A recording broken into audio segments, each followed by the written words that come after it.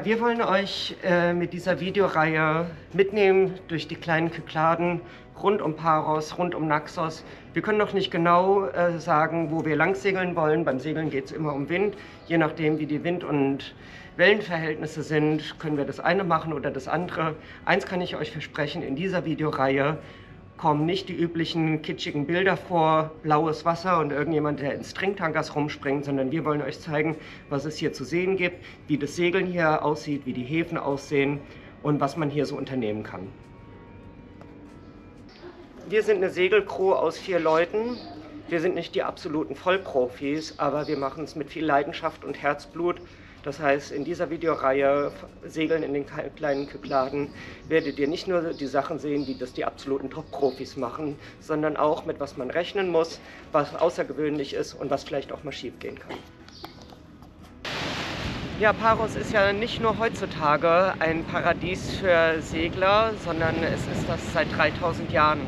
Die Insel ist seit dem 11. Jahrhundert vor Christus zu Wohlstand und Ansehen geraten durch die Handelsbeziehungen, die hier durch die Schifffahrt und die Seglerei möglich geworden sind. Die Insel Paros hat eine bewegte Geschichte. Es waren viele der Akteure, die hier im Mittelmeerraum mal eine Rolle gespielt haben. Herrscher von Paros, die Athener, Alexander der Große, danach die Ägypter, danach mal wieder die Römer, danach mal wieder die Athener.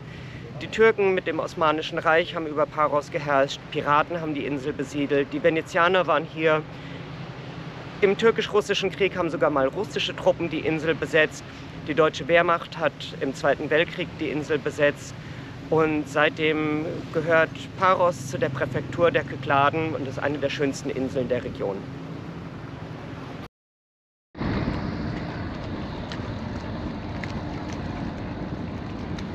Ja, hinter uns ist gerade die Blue Star Patmos angekommen. Das ist die Fähre, die vom Athenerhafen Piräus die Inseln der Ägäis bedient. Wir sind hier auf Paros, wir wollen hier segeln auf Paros, das heißt, wie kommt man hin? Zum Beispiel mit der Blue Star Patmos von Piräus. Man fährt 4 Stunden, die Fähre ist super pünktlich, fährt auf die Minute genau ab und kommt fast auf die Minute genau an. Ein guter und bequemer Weg, um sich erstens mal ein bisschen ans Mittelmeer zu gewöhnen und zweitens, um kostengünstig hier nach Paros zu kommen.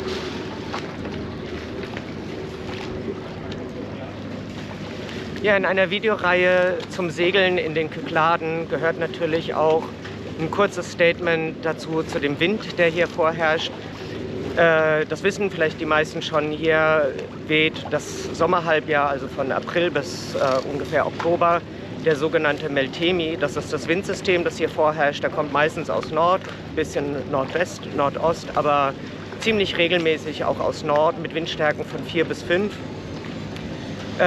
Interessant ist, dass der Name Meltemi im Griechischen benutzt wird. Das ist aber eigentlich ein türkisches Wort, stammt von dem Wort Meltem ab, das im Türkischen leichte Brise, leichter Sommerwind bedeutet. Die Griechen haben das übernommen und Meltemi daraus gemacht. Im Türkischen heißt umgekehrt das Wort für dieses Windsystem, das hier vorherrscht, Etesien. Das stammt vom griechischen Wort Etesios für Jahr, also der jährliche Wind ab.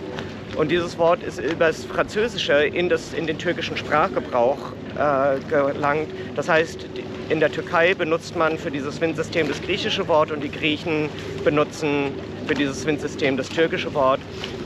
Ein schönes Symbol für eigentlich eine spannungsgeladene Region, in der man aber trotzdem super segeln kann.